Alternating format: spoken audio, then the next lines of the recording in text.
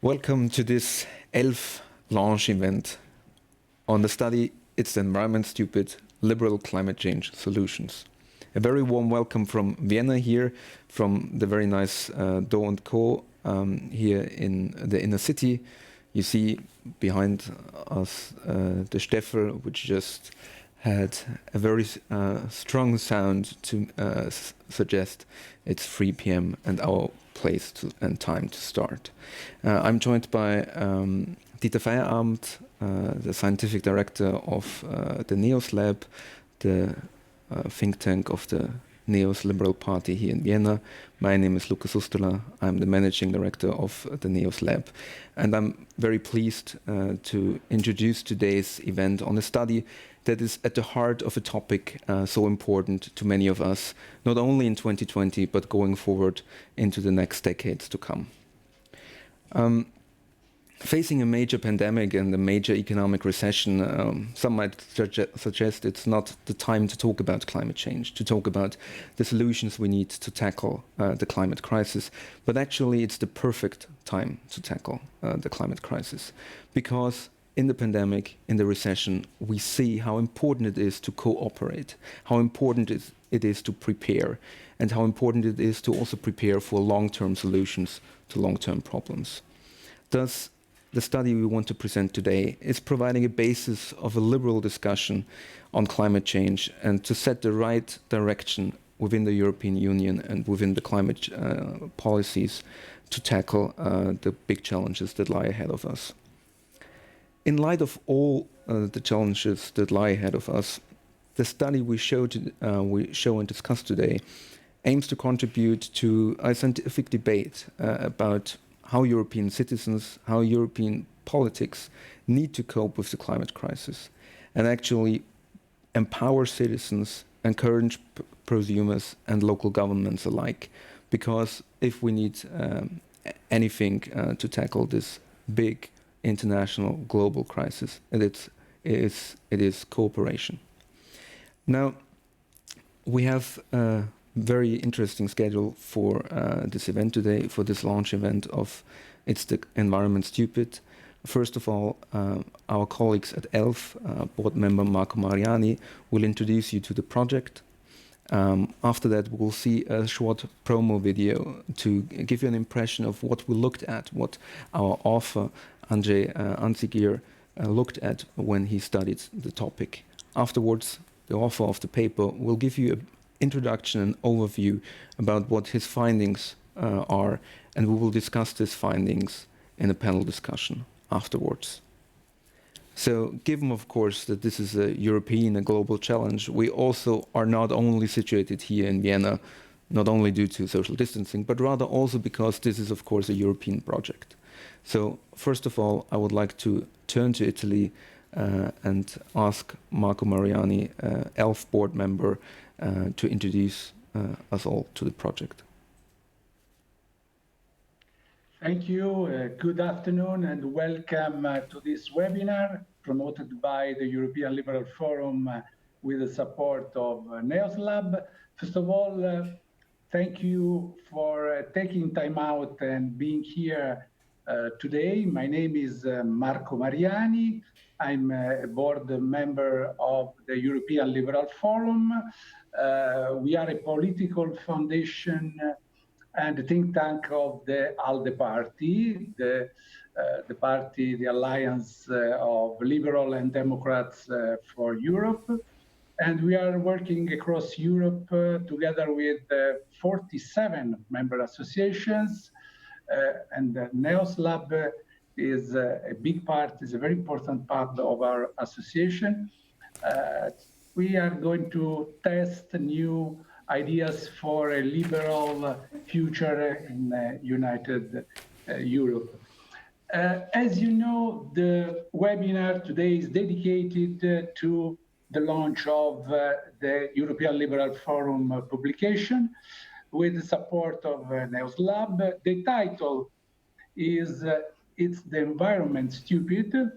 It is clearly a snow clone, and from my point of view, it's even more important, the subtitle liberal climate change solutions.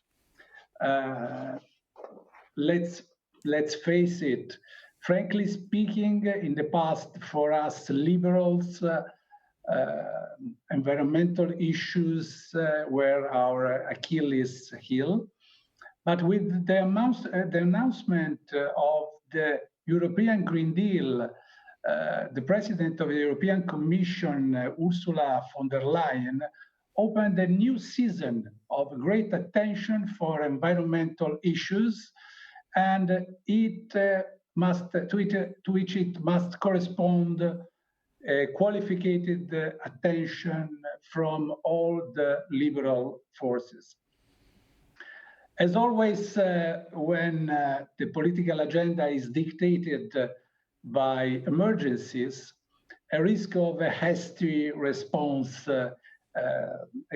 really exists, often failing to not only to hit the target, but also to potential alienating citizens from the institutions carrying out such policies and polarizing society. So many citizens show primary concerns about the impact of possible maximalist responses on the fiscal pressure, as well as the preoccupation with environmental health issues linked to their territories. Faced to the maximalist thesis of the happy degrowth, liberals must develop and support the plan for the happy growth. We need to review the economic model in a systemic way so that an environmental transition can also create new economic growth and job opportunities for all. Now we have that excellent study, the study from ELF and from NEOS Lab. The study is divided into 5 chapters, plus a conclusion, and what is very important, an executive summary at the beginning, and that makes the book even more handable. So please use that book for any discussion in your city, in your group, because it is really the set to the right direction from a liberal point of view.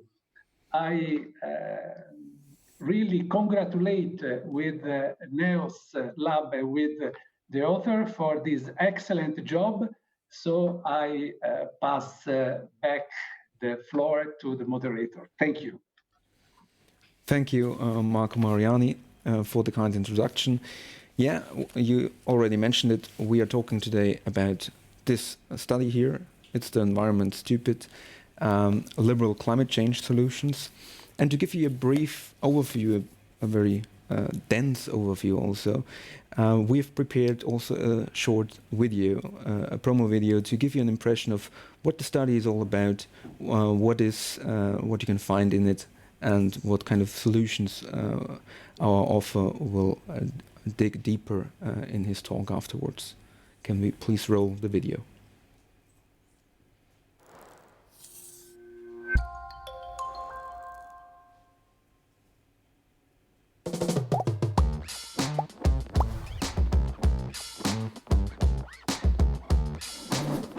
How are European politicians coping so far with the climate crisis? After multiple climate change conferences had failed in finding a future-proof agreement, the Paris Agreement was born in 2015. It was a milestone in global climate change politics. What do European politicians need to do now to tackle the climate crisis? As 73% of the global greenhouse gas emissions come from energy, followed by agriculture, forestry, waste, and industry, alternative energy solutions and citizens' energy can help save our planet. While significantly reducing emissions, we can keep our economy growing, but only when we decouple energy and resource consumption from growth. So instead of focusing on a path that puts economic prosperity against environmental protection, we have to combine both. It requires much more than the energy use of wind, solar, and biomass. Empowerment, new laws, government regulations which foster innovations, and market-based mechanisms are the key to success. And what do these liberal climate change solutions look like? Like a cooperation. Energy communities, prosumers, and active consumers can exchange and distribute their energy within a local system and be more independent.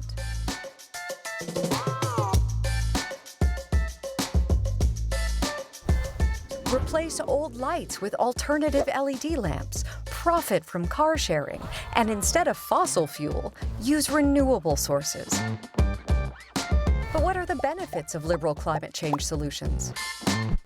European citizens gain more freedom and save the environment at the same time.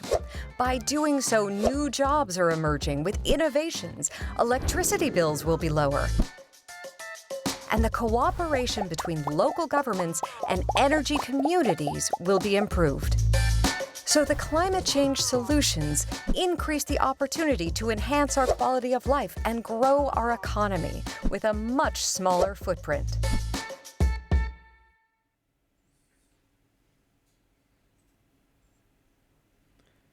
Well, I hope this gave you a very good setup and a very good beginning to understand what this study is all about.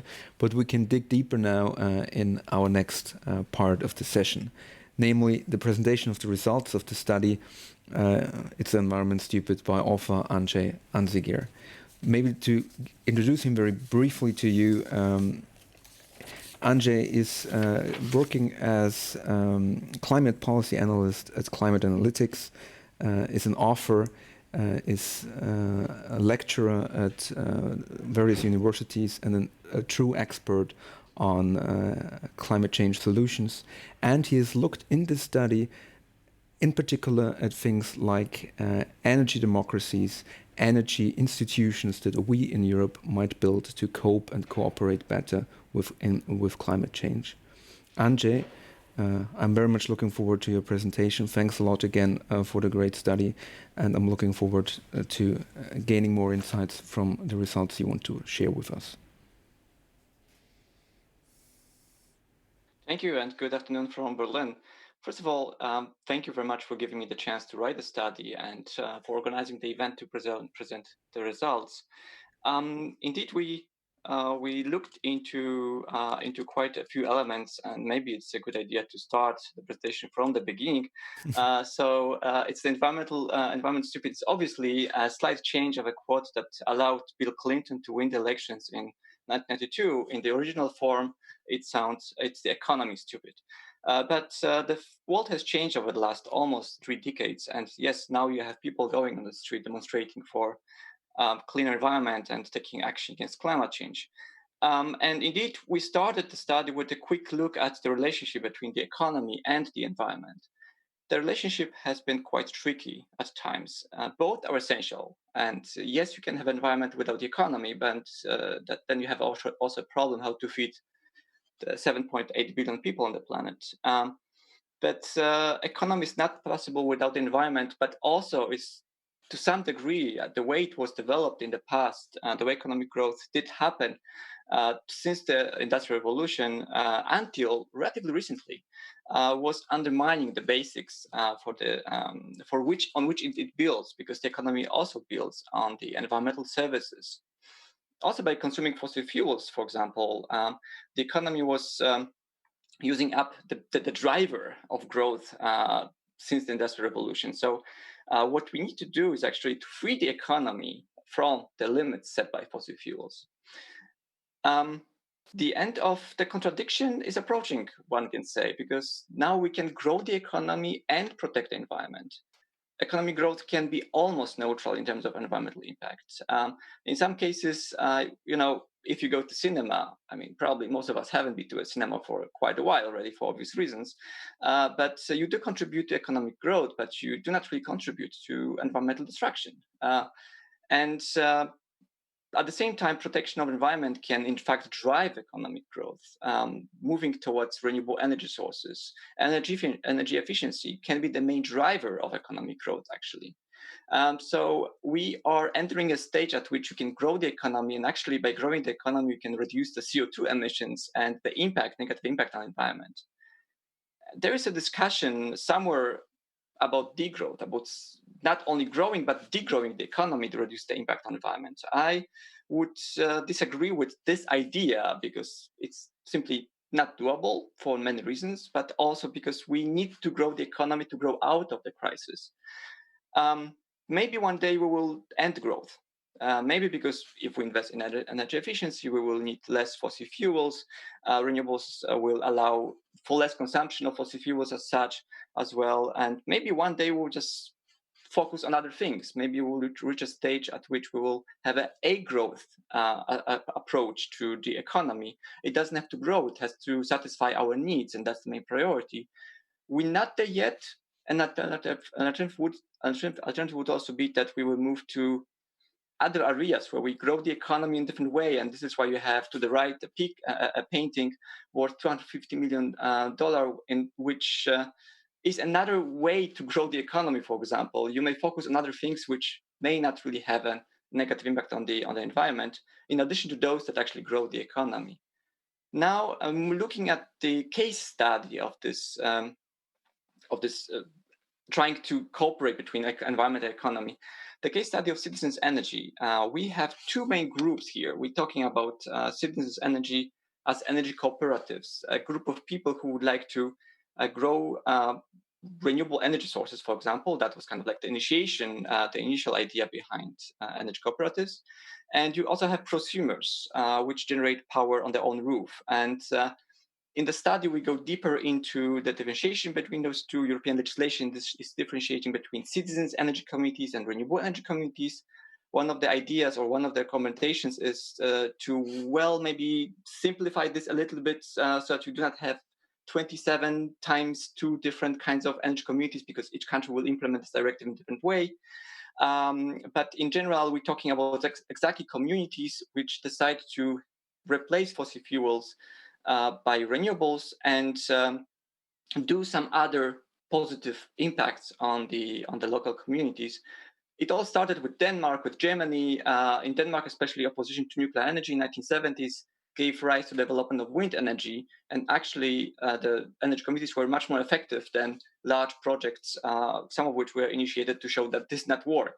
This meaning wind energy. It turned out to work very well and was scaled up by private entities, but it was initiated by some pioneers, by energy communities as well.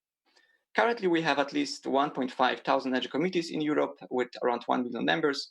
The number of prosumers, namely those who generate and consume their own power and energy, doesn't have to be electricity, can be estimated up to 10 million, but actually it's a default option currently, because if you build a house, not putting a PV panel on the roof would be strange, because that's kind of a cheaper energy that you will have in the future. So why would you not go that way? And that would make you prosumers. So many prosumers may not even know that they are prosumers, because they just have a generate power or energy in their own house and building.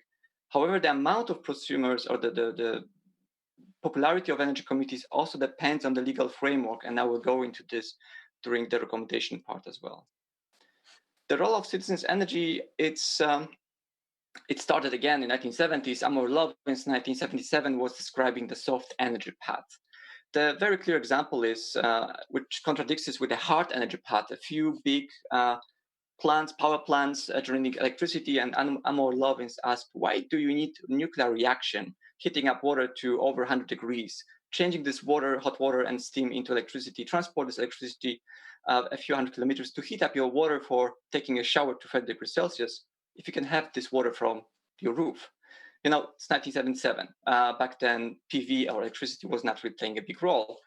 But that was this soft energy path where you generate power and energy the way you need it, when you can do it, gain momentum due to citizens' energy through prosumers and energy cooperatives.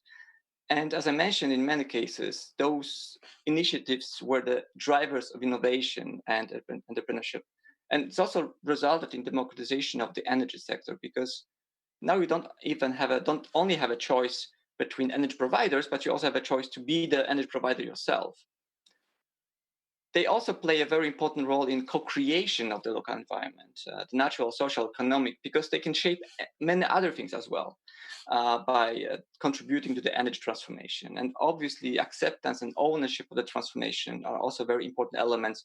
You just cannot decarbonize the economy without a big involvement of European citizens.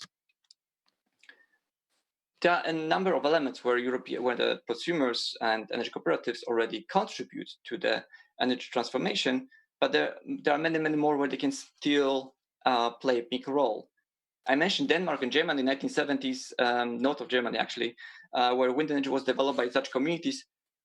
The number of instruments we have now, it's like energy communities innovation on steroids, because we have so many possibilities that can be involved. So just an example, by 2050, at least 50% of energy will be consumed as electricity. It's twice as much as now. And this electricity will be coming mostly from wind and solar. As we know, on a day like this, the wind is not always blowing, the sun is not always shining.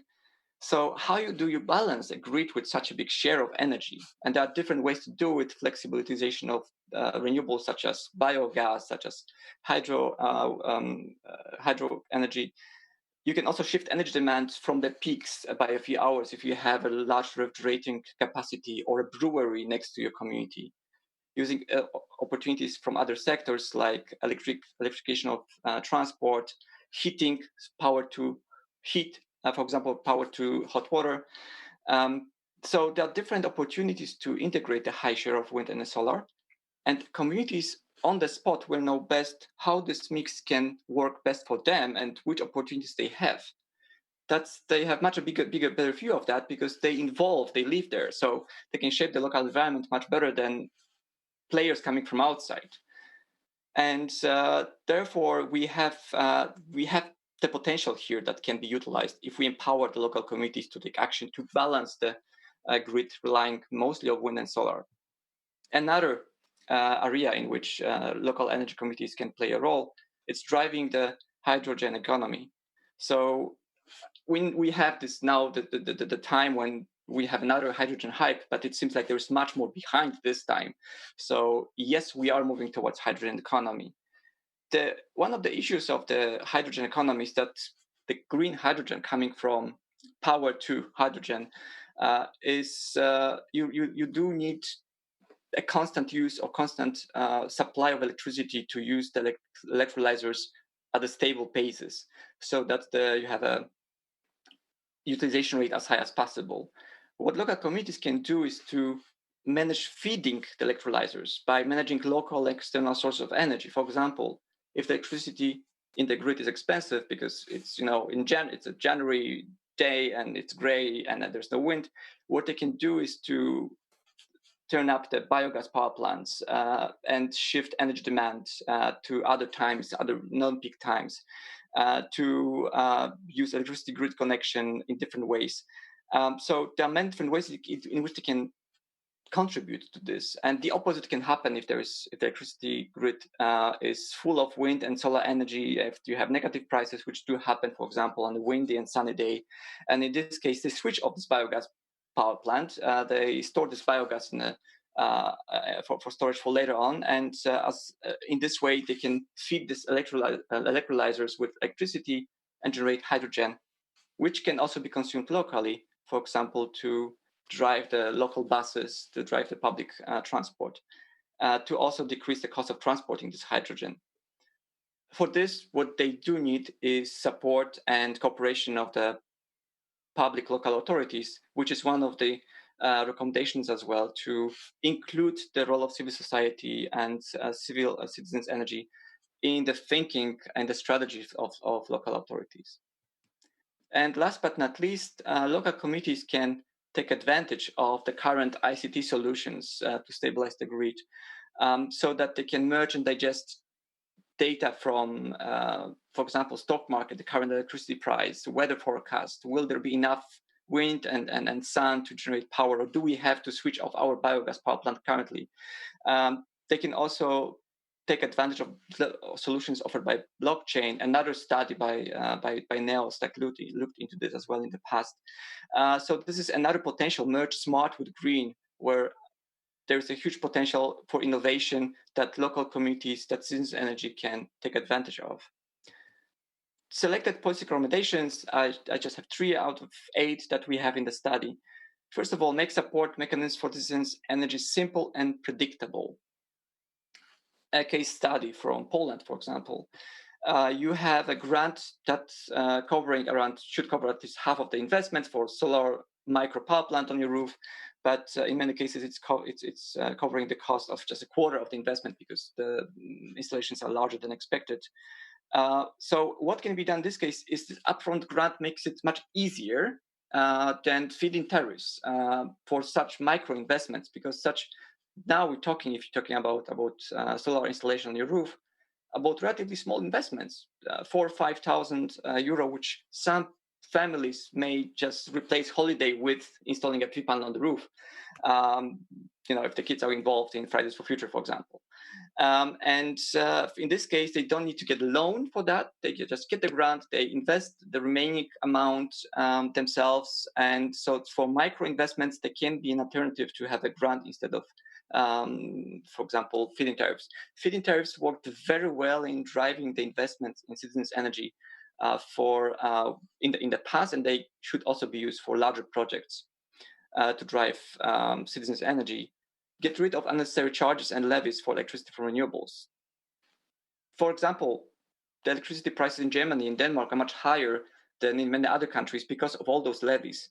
However, this also complicates the life of the prosumers and citizens' energy in many ways. And the income from this charging of additional levies on renewables is not worth the hassle, actually. Many prosumers, many citizens' energy members are not really willing to get involved in all different kinds of taxes. And it's not worth, from this perspective of the government, to lose them because of the minuscule loss of income that they would have. And this income can be recuperated by charging fossil fuel to a larger degree. The grid charges could be replaced by monthly interconnection fee, and that would solve also other issues, that those who replace consume less electricity from the grid because they have the PV power on the roof. As a result, they contribute less to developing the grid. And in this case, if you introduce charges, if you are connected to the grid, you pay the charges, that would reduce this issue as well. And last but not least, make the electricity sector smarter. Roll out smart metering, for example. That would help a lot, so that you know how much power you consume, how much power you feed into the grid. You can compare those two elements and combine it with optional tariffs reflecting current electricity prices. For example, we shouldn't expect that people will do washing because there is so much wind and so much sun. They will just wait, until the electricity price is negative. But in some cases, some citizens may, out of interest, just switch certain activities to the times when there's plenty of electricity, when the sun goes up and there's plenty of electricity in the grid. If 1 or 2% of citizens does it, that's a huge relief to the grid management already. I will stop here. I'm very much looking for comments, questions, and other ideas. Thank you. Thank you so much, Andrzej, for this introduction. Thanks also everyone else who was working on this great study and made it possible for us to discuss that today. I would love to go directly into our panel and debate some of the findings that you just shared. For this regard, I am looking outside of the room that I'm in and into the World Wide Web and introduce to our discussion today, first of all, Claudia Gamon, member of the European Parliament, member of NEOS. She is joining us from Vorarlberg. Hello, Claudia. Hi, Great to be here. Then I'm going way north to Lorenz Tovatt. He's an MP at the Riksdag in Sweden and a member of the Green Party there, of the Miljöpartiet de Gröna. Lorenz, thanks for joining us from Stockholm. Thanks for having me. And finally, I also want to introduce you again to Dieter Feierabend, our scientific director at the NEOS lab and also the project manager for this project. Dieter, a very warm welcome. Welcome. So first of all, maybe just to finish it up here, Andrzej, and to maybe give us also a bit of a forward-looking positive hypothesis here.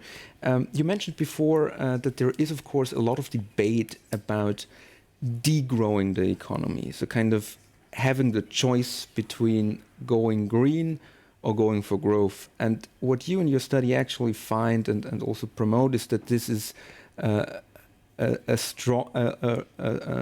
false kind of trade-off, right? But rather that we should looking for institutions that might be able to combine both, namely improve energy systems, improve climate solutions without kind of lagging in terms of growth, right? Yes, indeed. I wouldn't say there's a lot of discussion about it. There are some ideas because, it sounds so simple. If you want to reduce emissions, you just reduce economic growth and you just initiate recession. That's not something we want to go through. As simple as the solutions sound from academic perspective, it is impossible to implement and to convince people that, you have to give up certain elements of life and quality of life. In some cases, indeed, if we slow down, the quality of life may improve, but it should be, personal choice. So the idea of degrowth is also, my priority is to push ideas, solutions that will reduce emissions and improve our quality of life in the end. I just cannot see how the idea of degrowth could achieve those two goals. And I have to add here, of course, that this year is also showing quite startlingly how a world without growth and how a world of forced degrowth might actually look like, and all the hassle it brings with it. Maybe to start off with also the political debate before we dig deeper into the parts of the study and also the solutions that you put forward here. There is, of course, a big European climate change policies being rolled out. We have, despite the pandemic and the economic recession that is at our hand at this moment, of course, climate change is a very important point on the political agenda.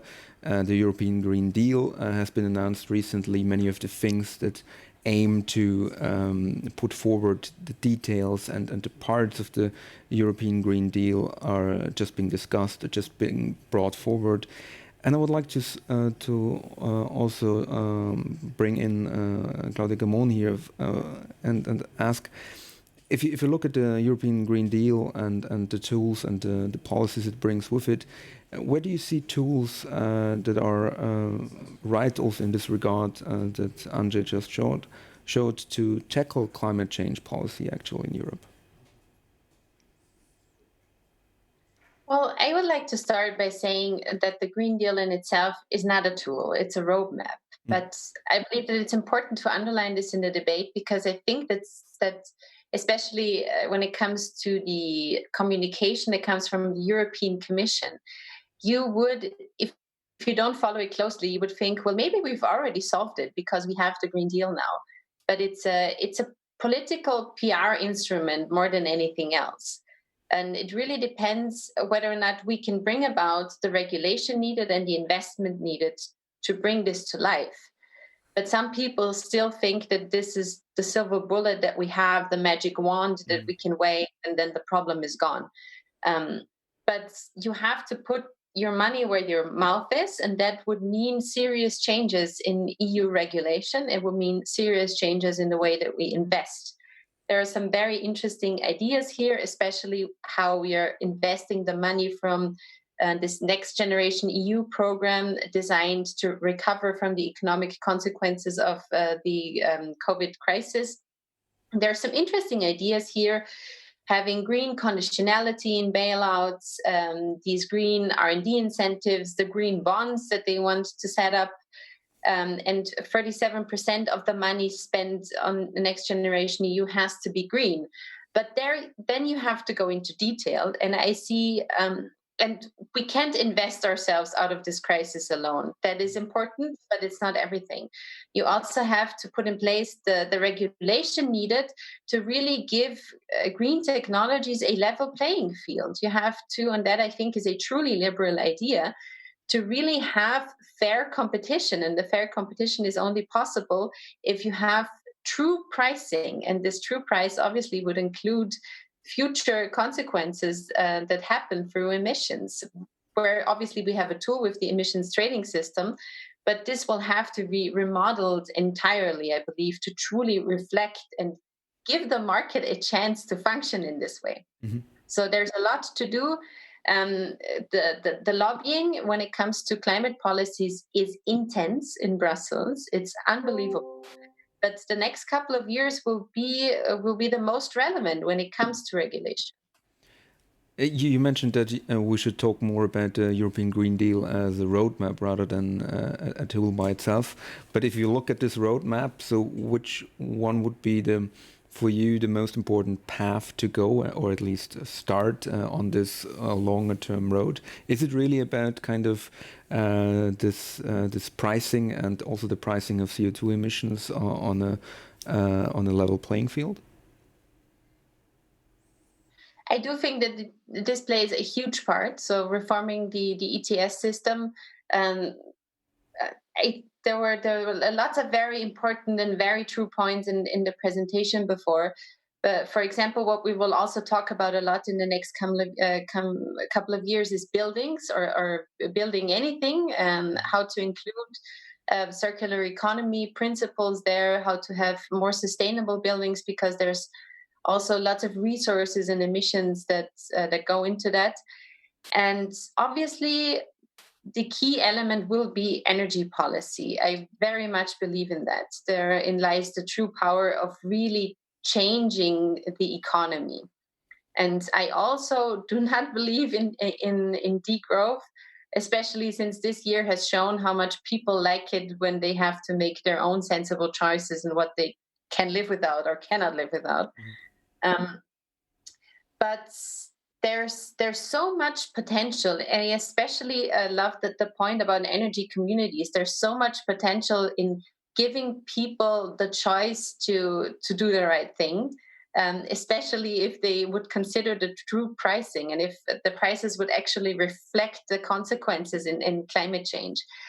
So energy policy, in my opinion, will be the most important point on the EU level, especially because this is, when we talk about regulatory competences here, when it comes to climate change, there still lies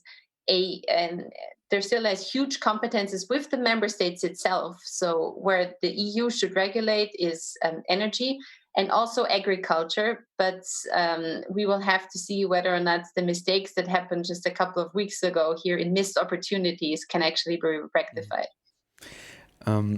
Lorenz, I want to ask you in Stockholm, in Sweden, given that Sweden has always been seen as a role model also when it came to introducing prices on CO2 emissions in the past.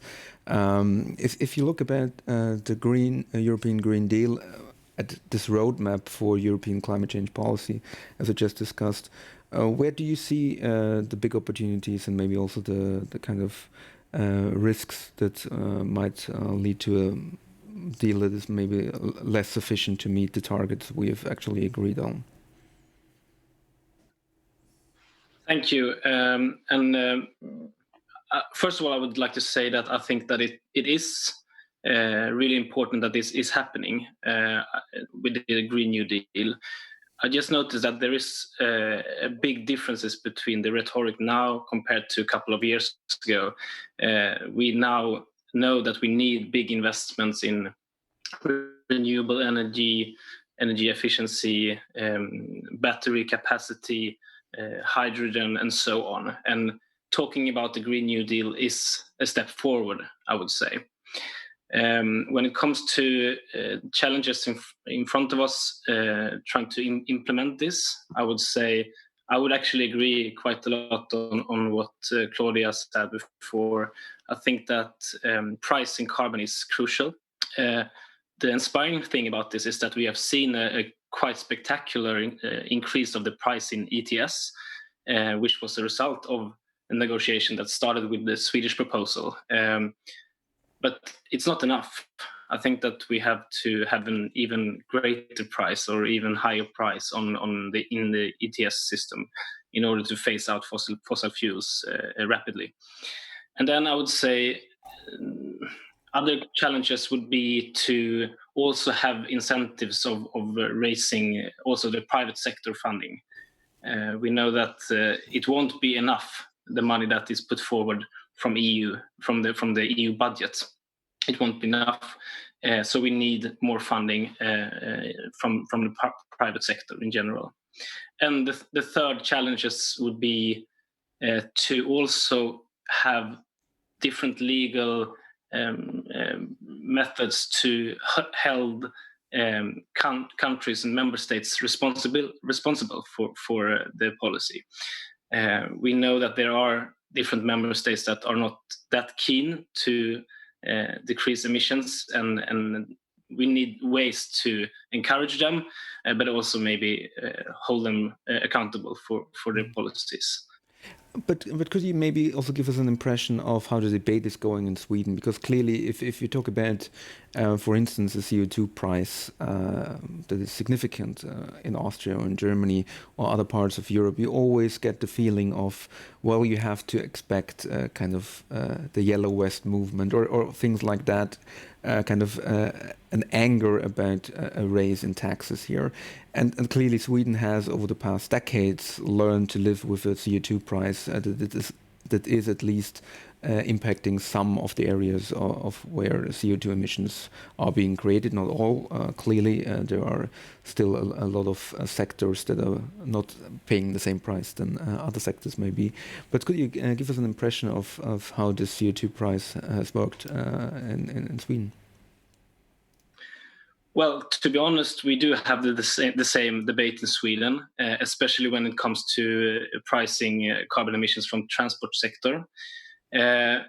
We do have a quite nice, like the situation is quite nice since we already phased out fossil fuels by pricing it within the heating system, and also quite a large part of the industry also has phased out fossil fuels because of the CO2 tax in Sweden. We do have the transportation sector left, and that is a big debate, and it's really, really hard. Actually, we are sort of trying to have another method now because we're not using the CO2 tax that much anymore. Instead, we do have mandatory quotas to phase out the fossil fuels, and that would be maybe a more positive way of reducing emissions than actually targeting the consumers. The strength in the CO2 tax within the heating system and also in the industry sector is that it targets the companies, so it won't be put on the individuals, and that makes it a little bit more popular, I would say. But we are actually turning now from taxation to mandatory quotas within transportation, partly as a result of the debate. Okay, so going away from the price and going into volume in a way, as the economist in me would say it. Thanks, Lorenz. Dieter Feierabend, it appears to be a bit kind of an atypical approach to a study on climate change nowadays, given that even though everybody is looking at Brussels or at a global convention to look for solutions. You have chosen here an approach that is very much focusing on local communities, smaller players, so to say. Why did you choose this approach rather than looking at what Brussels can do or what the world has to do? Well, what you have heard before from both Lawrence and Claudia is the kind of infrastructure part where I talk about taxation or where I talk about government incentives. But at the end of the day, change happens locally because it's in your community where you have, for example, a new transport system or where you have the possibility to use electrical cars and so on. So real change has two components: the infrastructure side, where you especially talk about member states and on the EU level, and then local opportunities. And there are a lot of, let's say, proof of concepts already in different municipalities. We have seen in the study when we talk about energy communities, but there are also in other areas when you think about circular economy, there are encouraging examples, and it's to scale things up because at the end of the day, it feels so overwhelming, the whole topic. And in order, this is a process we are in, and this process will, at least in my lifetime, will be something that will be 20, 30, 40 years of. And so you have to own this change because otherwise things will not work out. So in a way, instead of acting as if we are powerless, if we don't have this global solution, you really have to empower the institutions on the ground in order to improve incrementally the systems that we deal with, on top of all the infrastructural change. Yeah, absolutely.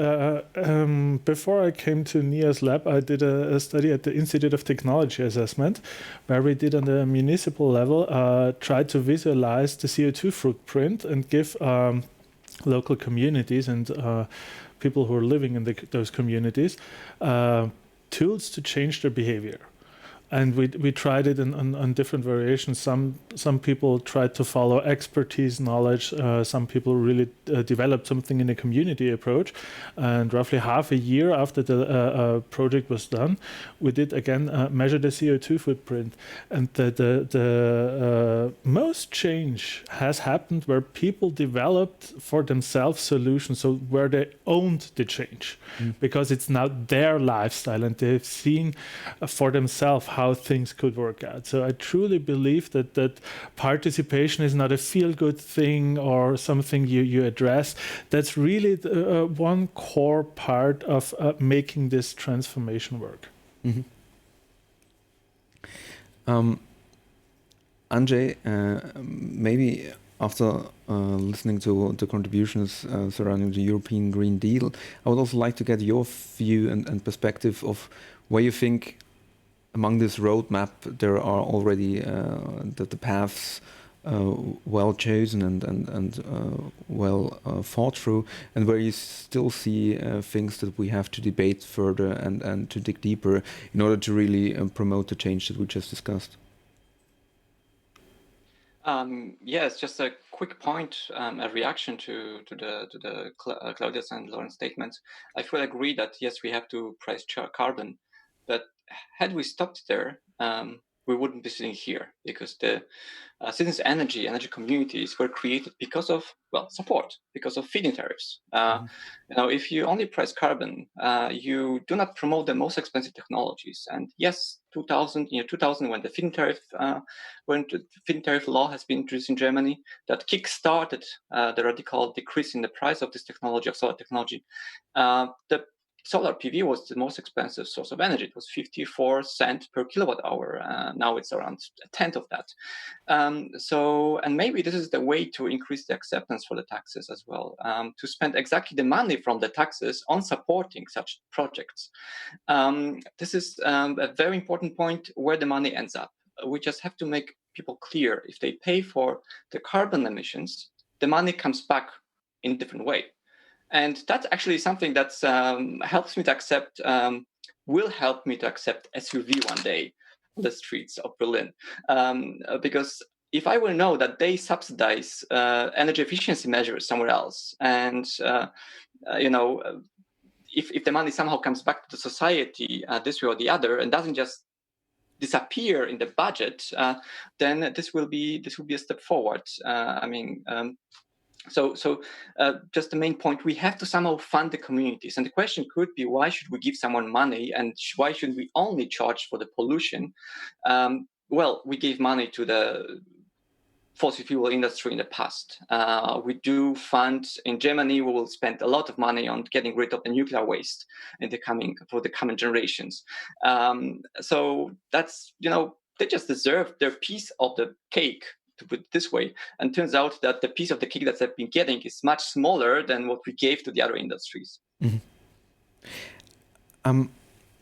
Now, one of the main aspects also of the study, of course, was to focus on the energy sector by itself, and the energy sector clearly is a very important aspect of CO2 emissions, of emissions more generally, and of the focus we have when it comes to how we debate emission trading schemes, CO2 taxes, and so on and so forth. It's a very important sector, not only for industry and businesses, but of course also for consumers and prosumers, as we talked about before.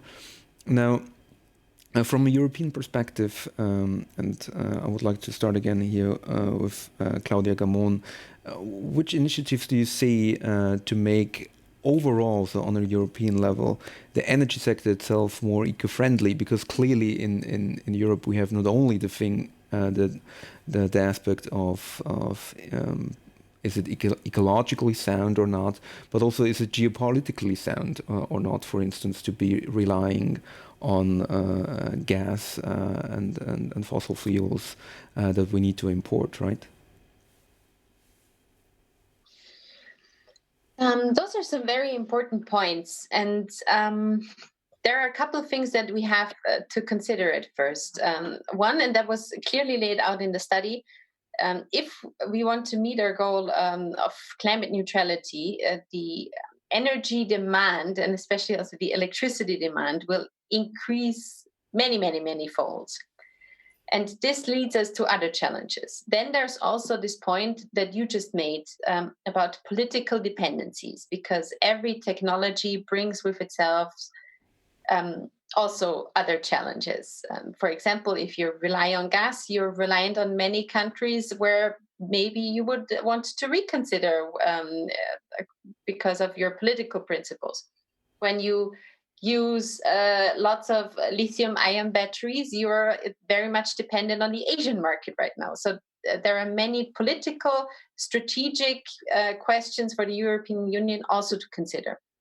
And then there are other questions, like what can we really do in terms of regulation in order to really provide this level playing field where we all believe, and I think we all here agree, we believe that in a truly level playing field, renewables will prevail. They will succeed because they are the cheaper, better, more sustainable option. But in order to guarantee that, there are many things that we have to consider. And one point that was also mentioned in the study is that if you want to meet this increased electricity demands that we have, because decarbonization means electrifying many processes, if you want to meet this increased electricity demand with renewable energy sources, that will bring along volatility. That was very clearly laid out. The sun doesn't always shine, the wind doesn't always blow, so in order to guarantee that you have security of supply, you will have to invest also in energy storage solutions. And there we will have to do a lot in the coming years, because the demand also for storage will increase dramatically. And right now, in terms of technology and where the investments go, we are nowhere near ready for that. Energy storage can be lots of things. It can be thermal storage, like thermal storage networks that you use, for example, in Vienna, even though their sources are not always sustainable. but it's also batteries you can use, and that would also bring us back to the energy communities. You can also have your own energy storage system in your home. It doesn't have to be a home battery, but it could be your electric car that is usually sitting in your parking garage most of the time, but it could be used as a storage unit. And it can be hydrogen. But then you have to look at how can we guarantee that it is green hydrogen, and how do we have a possibility to produce enough of that green hydrogen? So there are many, many questions that this brings up. But I think it's important also to mention that a renewable and sustainable energy system will be much more complex than our system is now. And that is something that we in politics will have to deal with, because the big hurdle for renewables is nature. You cannot put up windmills everywhere. You cannot use solar power everywhere, and you cannot use pumped hydropower or hydropower everywhere. So those are questions that we have to deal with. We have to deal with the complexity. I really believe in the idea of energy communities, but there is also a huge communication effort towards local communities, towards the individual consumer, so that they can really make an informed choice with the possibilities that they have at home. I live in a community that is very innovation friendly, where people are very open to using geothermal energy for their homes, installing heat pumps in their homes. That is not something that you hear people talk about a lot if you live in an apartment, in a multi-apartment building. But here, where people build their own homes, you eventually have to get used to having to decide how do you want to heat your place. And it's a very, very complex question, and we will have to keep talking about the energy system and how to reform it. And I think to just sum this up, I thought it's very interesting that you bring up this political point. Renewables will make us a lot less dependent on other powers. It will be a huge benefit politically for Europe to be less dependent on providers of fossil fuels. To have a truly independent, be it decentralized but sustainable energy system, it will relieve us possibly of many, many other political problems as well. Lorenz, before you have to leave us, I would also put the question forward to you. I mean, if you look at the energy sector, there are these two maybe changes that we want to aim for, namely to improve the ecological balance, but also to make us maybe geopolitically less dependent, an argument that is of greater importance, at least this is the feeling that I always have in discussing with Finnish and Swedish friends. Do you see that the energy sector has a lot of change in front of it, especially due to these two reasons? Well, can I just first say that I really agree on the statement made by Andrzej. Actually, when I do speeches around Sweden to talk to my green friends, I always say that if you know a person from Germany, you have to hug that person and thanks so much for the feed-in tariffs, because it's not only the result of like growing wind and solar within the European Union. It's the price decrease, which makes it now affordable for the whole part of or other parts of the world. It's such an important measurements that you put in place. And also just a general statement on the report. I think that I think the report is really good. It almost feels strange for me to say. I would love the Liberal Party in Sweden to be as progressive as this report. That would be great. And then we could cooperate more in Sweden, I would say. I would say that the security issues are important here. I think that Finland is even more focused on that. But it's obviously the case that no one wants to be dependent on Russian gas or Saudi oil.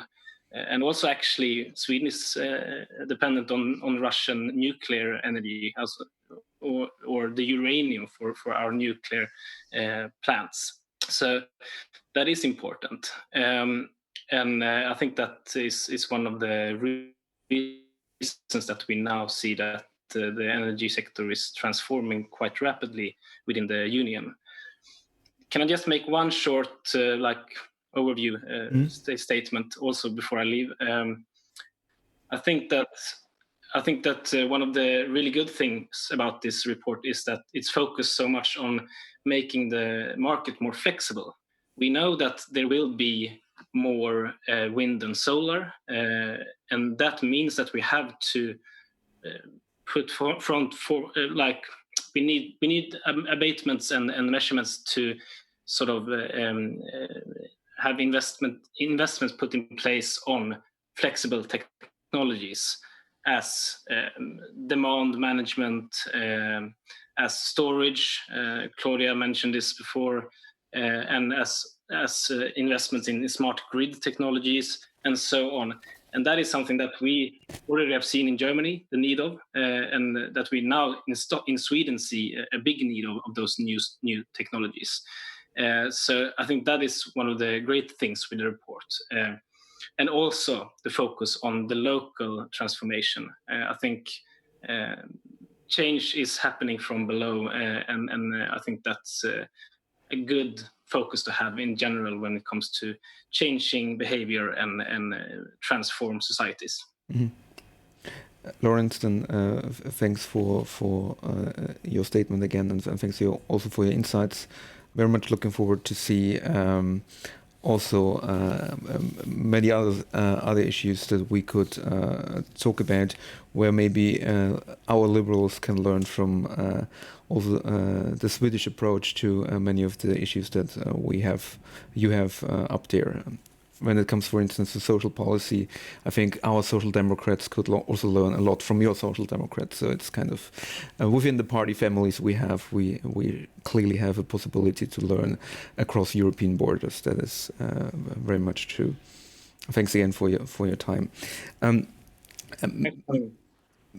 Maybe to put back one thing that Lawrence just said, back to Claudia. When I remember correctly, you also did the European Parliament did a report on storage, right? So on the question of how to also make energy systems more flexible. Do you see that going forward to the next 5 to 10 years, that there is already enough investment and also enough awareness in place that we need to move forward here in order to build the infrastructure needed to make this energy change possible? Well, first of all, you remember correctly. That was my report that was passed in July. It was an initiative report in the Parliament, which is when the Parliament is thinking out loud about important ideas. Well, I'm not sure if we're ready yet, but I believe that this is currently the moment to change the awareness of the topic. There is a very engaged and very innovative energy storage community in Europe, and there are fascinating, innovative, new technology projects all over the place that I had the pleasure to discover. And I found it fascinating how many problems that we have that hinders storage technology to really flourish are similar in many ways to other problems. For example, we will have to invest a lot in storage infrastructure. And that means, I mean, that is also a problem with renewables in general. We will need more windmills. We will need more solar panels. This is really a question. This is a more is more problem. But obviously, we have to deal with lots of not in my backyard problems, and that is the same also with storage, for example. And that is a process that politics will have to get used to, that renewables are a lot more present in people's lives because you can see them in the most part. It's not the same as the energy systems that we used to have. So it will always, and that brings us back to the energy communities and also to what Dieter has said. You have to engage local communities in these processes very early on in order to be successful. And that was a very important finding, apart from many, many other findings. But this is something that I think is important to mention here because it fits so well with the study and with what Dieter has been working on. Well, I think the issue of NIMBYs is one that is, especially when you change infrastructure and have to invest a lot, is an important issue. But Andrzej, maybe to get you on board of this question, when you did the study, what kind of hurdles did you find, especially when it came to those that energy cooperatives face actually in Europe in different regions? Is it mostly about these kind of not in my backyard NIMBY counter initiatives, or is it also about legal structure? What are those hurdles that you found in your study? Actually, the not in my backyard is a reaction to the lacking of energy communities. I mean, if you look at the map of energy communities, you will see that, the Nordic countries, Germany, Denmark are dominating. But if you look at the Eastern Europe, there's still the Iron Curtain. There's not much happening. Slowly but steadily things are changing in terms of communities. In Poland, we do have this, there's so much opposition from Poland now in terms of so much bad can be said about the position of the Polish government in terms of the European budget, for example, and rightly so. But in terms of there is a support mechanism that probably came kind of by accident, but it turned out to be very effective in generating the citizens' energy. And we have within 1 year, 200,000 citizens who generate power from their own roof. So the main reason why energy committees didn't really happen in those countries was exactly this lack of push. I mean, for many countries, you have to accommodate the topic of climate and renewable energy somewhere between 40, 50 hours working week, taking care of the kids and, having some life. So you have to make it as simple as possible to become a member of the energy community, to get interested in having a PV panel on your roof. And that's not the case if you have to fill out a number of forms, if you have to get involved and interested and go through a few hundred pages long, law dealing with renewable energy sources. So this is one of the main issues that we face quite often. And again, in Poland, this was solved by, applying for the grant takes something like 10 minutes. And that's really one of the best case examples, one of very few, sadly, in Poland, but one that can be looked into. So in a way, if I want to kind of phrase that very briefly, it's really about getting the onboarding as simple as possible to become part of this energy community. Exactly. I mean, quite often it will not be because of climate, or it will not be because of energy. If I go back to Poland and if I explain people, about the PV panel on the roof, and they ask me, is it worth it? Does it make economic sense? And this is what really counts for them. And you just have to make it as simple as possible to get on board. And it's been made simple by exactly this specific program for supporting prosumers. But if I may, just reply to the question, to the point made by Claudia about complexity. Yes, it's an exciting thing. I mean, we are starting a mission to the Mars equivalent challenge, and we are at the stage when Kennedy was in 1962, when his plan to send people on the moon was one pager. So there will be so many more solutions that we have to figure out, so many more challenges, and so those challenges, those solutions, can be came up at the local level, because in the company usually you have the manager, the CEO, and it's kind of like top-down structure. This is what makes companies effective quite often. In an energy cooperative you have argument, you have discussion. This is what liberal values would be all about, actually. Exchange opinions, coming up with new ideas on an equal level, and then you have to agree on what's best. And so sometimes, or what's second best, profitability doesn't play the most important role quite often as well. So this complexity can be solved exactly by so many great ideas coming up from the local committees, but obviously as you mentioned in the video as well, it's about cooperation. For example, in Denmark, the cooperation between the government, the national laboratory, between the, back then, very small companies, which is now the second biggest wind turbine producers, Vestas, and the farmers. This is something that worked out very well and made Denmark a leading country in terms of wind energy development. Mm-hmm. But maybe to wrap it up here, when it comes to these hurdles, you will still see also not only hurdles when it comes to kind of does it make economic sense, is the onboarding process kind of smooth enough, but also that there are still legal issues when it comes to investing by energy communities and combining and cooperating on this level, right? Oh yes, indeed. There are quite a lot of legal issues, especially the complexity would be a major challenge. But sometimes, if you do not going to make money on that, and you do not have too much time to deal with this, you will not even start dealing with this in the first place.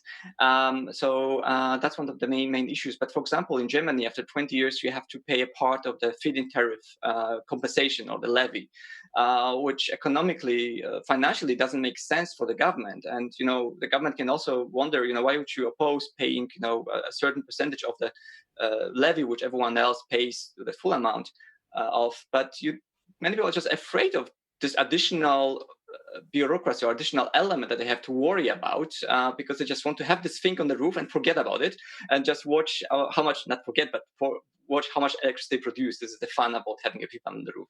Mm-hmm. So exactly this additional requirements that people are not familiar with are the main hurdle, I would say. This insecurity about what it's all about. Do I have to deal with this? Or will I get a letter from the finance office that I owe the finance office, the VAT from the last 10 years?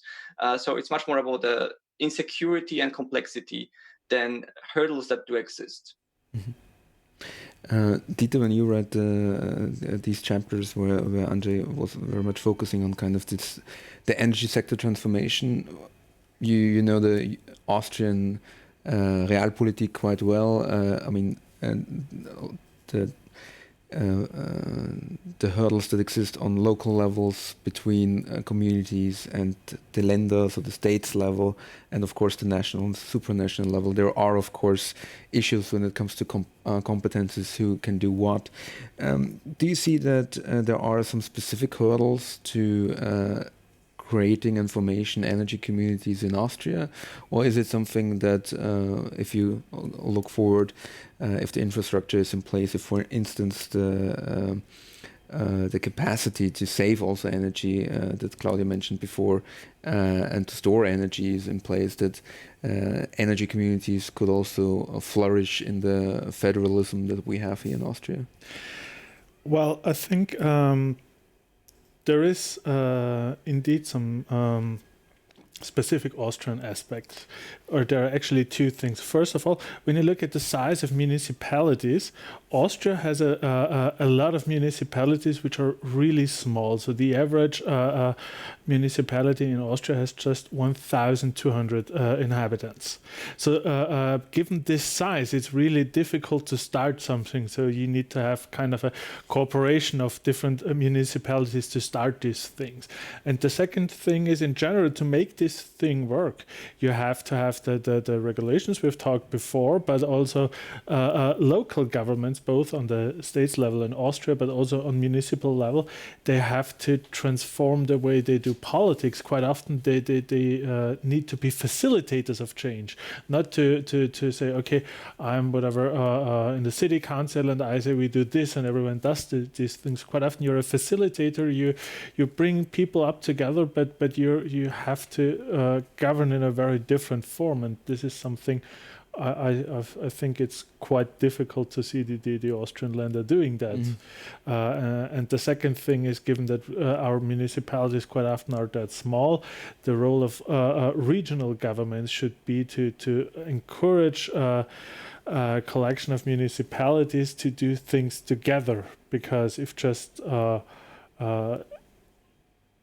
each town does some small things, that's not enough to scaling up the change. You need the cooperation within different regions too.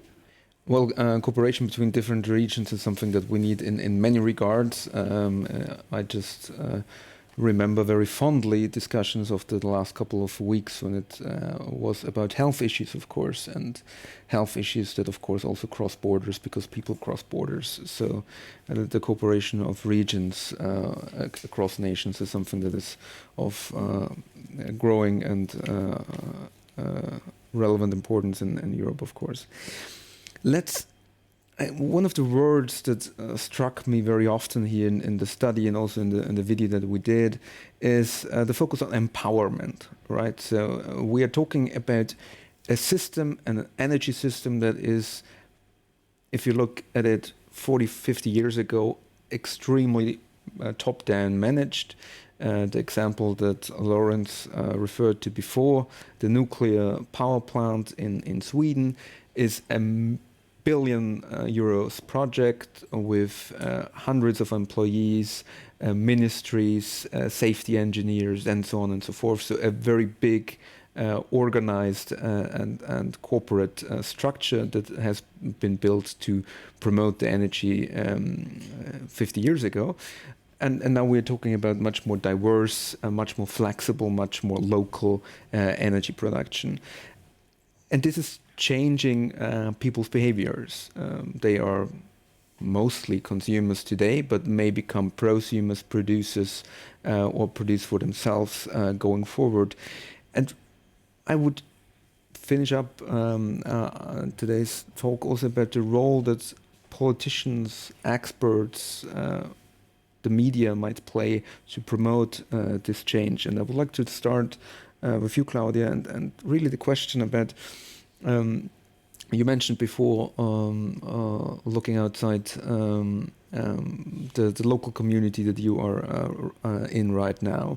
So do you see that you as a politician in this local community, in this region, has a role to play to empower the adoption and kind of the local energy community that might be built up going forward in order to promote and consume local energy going forward? Is the politician kind of the energy engineer of the future here? Oh, I do hope not.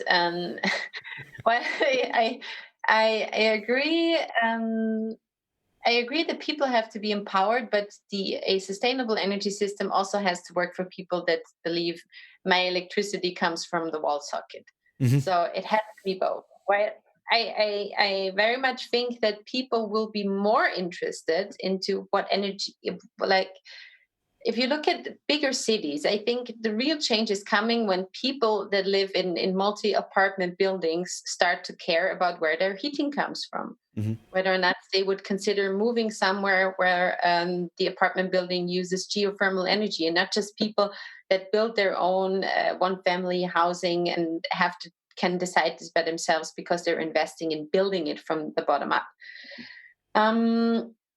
I don't think that this should be the politician's job to bring people to be the main communicator here, because I do believe in the power dynamics that this brings with itself. I mean, we politicians will have enough to do with guaranteeing this level playing field so that sustainable energy solutions will prevail in the market.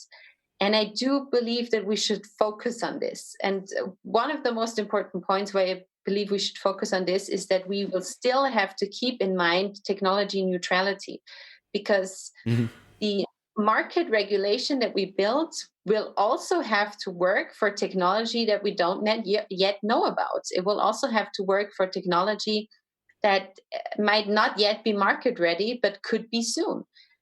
So I see our priority in our work priority there. I'm not sure if people would. I mean, there are so many engineers, architects, people that deal with this every day from energy institutes and so on that mm-hmm. you can ask about this. I just don't believe it would be very authentic if I would walk around giving people tips on how to heat their home. But nevertheless, the change in a way of the politician here is that if I remember fondly about people who engage in energy policy from the politicians' point of view. In the past, we're really focused on these big topics, right? If we look at Austria and the choice going nuclear or not, this is the big energy policy debate for energy politicians that has happened in the last decades or so in Austria. And nevertheless, if projects become smaller and tinier, they nevertheless need to be part of more the local politicians' yard, right? So people who normally maybe care more about the institutions they had in their budgets for the last 30 years, from the kindergarten to residence places and so on and so forth. But maybe going forward might be much more focusing on providing place and providing maybe also at least some opportunity for energy communities to build new plants, to build new windmills, to build things like that, right? Yeah, well, totally. Maybe I misunderstood your point. It's very much not my job, but it might be my mayor's job. Exactly. And that is, there I think you're right. I shouldn't be giving out the tips and shouldn't have an opinion on where my community should invest, but our mayor should. And I don't always want to be very negative, but I mean, this does bring us to another challenge that we have to be aware of, is that the complexity of the job of being a local politician, of being a local decision maker, will also increase in the future. I mean, it's already become very complex if you look at what mayors have to do in smaller towns. Mm-hmm. I mean, we have 1,800 people living here, but a mayor who is not a trained expert, our mayor, for example, he's a farmer, he's a super nice guy. But he will have to develop lots of skills also in energy policy in order to really take the right decisions for the community on where to invest, and that is a huge burden that these people have to carry with them. Mm-hmm. So I have a huge respect for local politicians, for local decision makers, and we have to provide them with the information that they need in order to make these decisions. And this is where the complexity really hits home, literally, because these investment decisions that you make for your community are very similar to what they did in the 70s and 80s, where you had to decide, we should definitely build more roads directly through our tiny town. It will bring lots of business and tourism. And now people are saying, well, those that didn't have the money back then to build roads through their tiny town are winning, because the context has changed entirely. Mm-hmm. So long-term decision-making nowadays, that is a very difficult job on a local level. Dieter, also referring to this, it appears to be a basic question, but I think it's an important one. What steps do you take from the study and from your analysis when it comes to how to really empower citizens to provide this change also to tackle climate change from a local community perspective? I think I can really go on where Claudia has stopped. It's about the local infrastructure. I mean, Claudia is absolutely right. If you say it's a lot of a burden for a mayor to do those things, because when we talk about infrastructure, we talk about roads or electricity, but this is kind of an infrastructure for transformation, for participation, but also for growth. And if you look into municipalities, which are quite often known for having had remarkable success in the past on those topics, for example, the Finnish city of E, which has within 10 years reduced their CO2 emissions by 62%. You see kind of a participation infrastructure. So facilitators who get a job from the mayor, for example, but then have a citizen convention. And those people are also the ones who are connecting, for example, local businesses with local citizens. So there is a kind of new infrastructure emerging in terms of how we really process this change. And I think this is the most powerful part from a political point of view, where you could do locally things to really think of how can we really make this change happen without having overburden specific actors. I think this is the most powerful thing I took from the study. Well, one thing that Andrzej talked about in the study was about the prosumers, right? And the prosumer, in a way, is the perfect example that's of the empowered consumer, in a way, who is not only taking what is already being provided by others and by the marketplace, but rather is providing something on their own. So I would like to give you at the end of our talk also the possibility to answer this, I think, rather important question when it comes to this empowerment. So if you look at your study, or look at European communities, are there first steps that you would see as the most important ones to really empower citizens and empower communities to be an active player in this transformation rather than a passive one? Yes, indeed, and I would start where Claudia and Dieter actually finished. I mean, the empowerment can also obviously take the form of a one-time grant, or if you want to contribute to stabilizing the grid, which is, as Claudia mentioned, essential in the power sector dominated by much higher share of renewables from wind and power, and much more of this electricity consumed. Is there a way actually to kind of compensate for availability of energy to contribute to grid stabilization for the communities, for example, so that they find out a way to do it in the most effective way, for keeping in mind the solutions that they have on the ground. But actually, empowerment can also take a very simple way. For example, provision of space for the by the mayor, by this town hall, providing the access to the mailing list, or obviously with approval of the citizens, meshing this on the website of the city, of the town. That would also work quite well. But also an important element that Claudia mentioned, the expertise.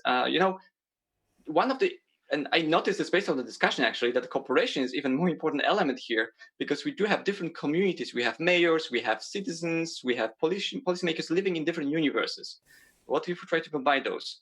And what if there's, for example, there's a project, a laboratory, or where the experts go to the town, to the community, and find out, meet the local community who would like to do something, and explain what can be done, what technologically is not possible, but also learn from the community which options they have, and also learn what's from acceptable from social and behavioral side as well. So much more cooperation would also allow for much more empowerment.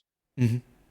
Well, I think that this is a great outlook going forward. I mean, we have started in a way with the big roadmap of the European Green Deal, and now we're talking very much about the small steps that everybody can take on these roads and the paths that we create on the way forward. I want to really thank you, Andrzej, for your study, Claudia and Dieter for your insights.